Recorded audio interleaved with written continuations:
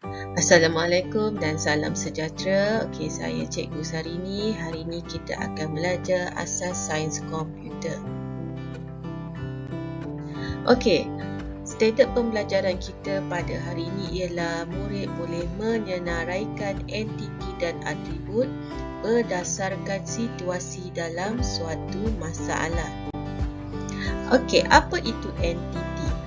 Entiti ialah suatu objek atau konsep dalam dunia nyata yang boleh dikenal pasti kewujudannya melalui sifat-sifat tertentu, ataupun unik. Dalam konteks pangkalan data, entiti adalah objek yang menjadi sumber data. Dia menjadi subjek utama. Kita ada dua contoh entiti secara fizikal, iaitu pelajar, pensyarah, buku yang kita boleh nampak secara fizikal, dan contoh entiti konsep, iaitu contohnya peperiksaan ataupun pengalaman.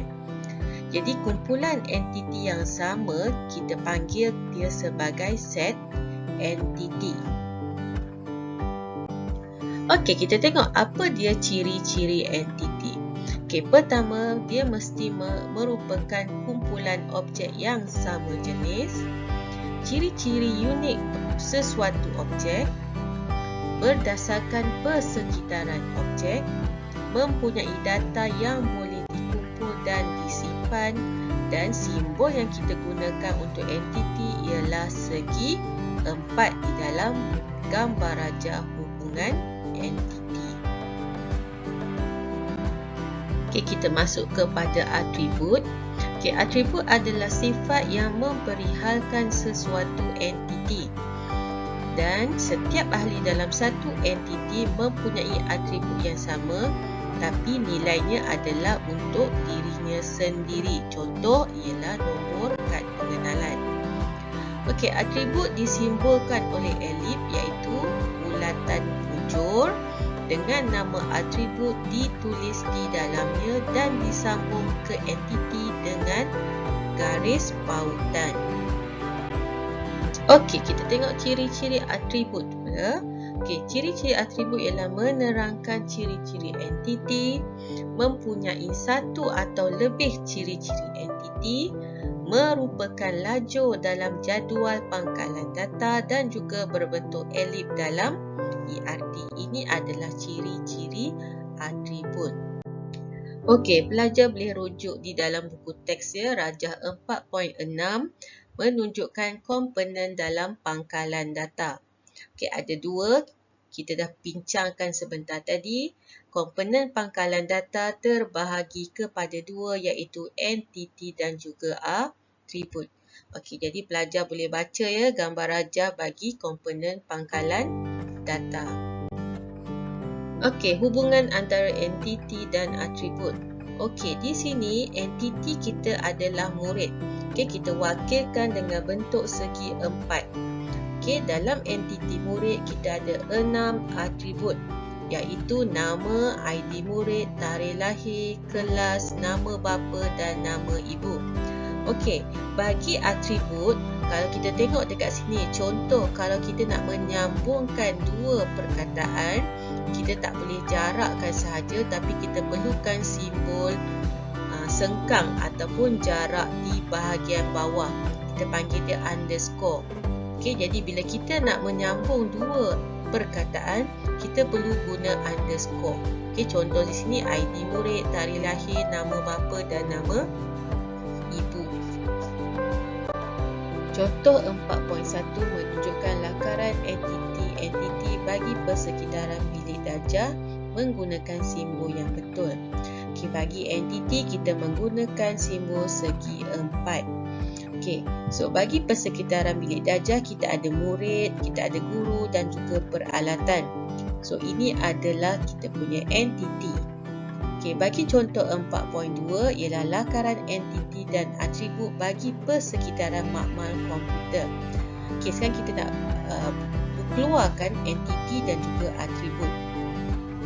Di makmal komputer kita perlu ada komputer. Komputer kita adalah entiti. Apa atribut bagi komputer? Kita perlu ada model, kita ada nombor siri, kita tempatan dan jenama. So, atribut kita wakilkan dengan bulatan ataupun bentuk wujud. Okey, contoh 4.3 ialah lakaran dua entiti dan atribut bagi persekitaran kantin sekolah. Okey, dalam kantin sekolah atau di kantin sekolah kita akan ada pekerja. Okey, pekerja kita perlu ada tahu maklumat pekerja tersebut. Contoh, kita kena tahu nombor telefon, nama, alamat, okey, atau sebagainya lah. So, kita boleh tambah lagi atribut sekiranya kita perlu simpan rekod. Okey, yang kedua entiti kita adalah makanan. Okey, untuk makanan kita perlu ada dua lah, jenis makanan dan juga harga. So, ini adalah dua entiti dan mempunyai atribut yang masing-masing lah mengikut entiti yang ada. Dalam pangkalan data hubungan, okay, kita akan ada jadual hubungan. Okay, jadual 4.1 mewujudkan perwakilan di antara entiti dan atribut. Okay, kalau kita tengok dalam jadual ini, kita ada garisan, kita ada lajur. Okay, lajur ialah garisan yang ke bawah. Atau kita panggil dia medan. Bagi lajur, dia adalah atribut. Okey, bagi lajur ni kita ada ID murid, nama, tarikh lahir, jantina, bangsa dan alamat. Jadi ini adalah atribut. Bagi baris, baris pula adalah mewakili rekod. Okey, rekod ialah maklumat bagi atribut yang kita akan masukkan maklumat. Okey, contoh apakah ID murid, apakah nama murid dan seterusnya. Okay, kita tak akan ada satu murid saja, jadi kita ada banyak murid. Jadi bila kita kumpulkan semua maklumat murid tersebut, kita akan mendapat rekod bagi data pelajar. Aktiviti 4.1 latihan minggu lepas, kita akan kenal pasti entiti dan atribut berdasarkan jadual hubungan. Okey, kita nampak dekat atas ni ada satu tab murid. Okey, dalam tab murid ini, itu adalah entiti kita. Okey, kita berterima kasih kerana ada rakan kita yang dah hantar latihan. Okey, ini adalah entiti kita iaitu murid. Kemudian kita ada nombor daftar, nama murid, kategori dan rumah sukan. Okey, itu adalah atribut kita. So, atribut kita letak di bahagian keliling entiti. Okey, kita ada gambar rajah dekat sebelah ni. Okey, kemudian yang kedua dan tiga kita jawab je jawapan yang tadi.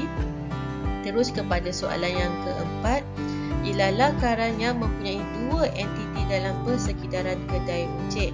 Okey, untuk kedai runcit kita fikirkan apa entiti yang ada di dalam kedai runcit. Okey, akan kita jawab ada dua iaitu barangan dan juga pekerja. Okey, barangan adalah kita punya entiti dan kita punya atribut ialah harga, jenama, jenis barangan dan juga kualiti.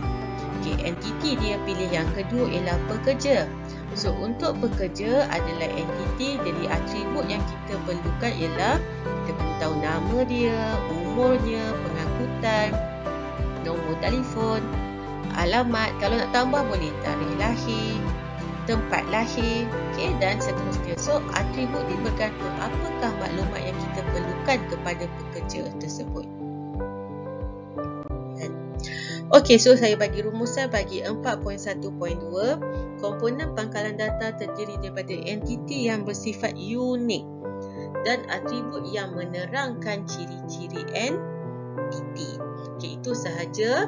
Sekian, terima kasih.